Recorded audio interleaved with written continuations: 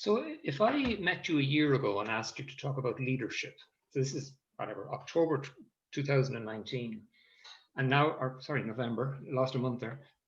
And now I'm having this conversation with you now in November 2020. How has your view of leadership been impacted by your experience of the last 7 months? I think two things come to mind. One is that there is this sense, or a prevailing sense perhaps, that leaders in key roles are the ones that are turned to for the answers. I am generalizing.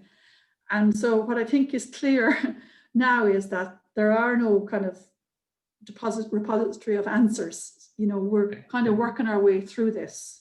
So I think it's important, to recognize that there's ways of behaving and there's ways of being and there's ways of responding. But like, I'll be facing into designing or setting in place a strategic planning process next year, and reflecting on how we might have approached that 5 years ago and how we might approach it now. That's kind of something I'm trying to open my mind up to. How will we do that differently in this context?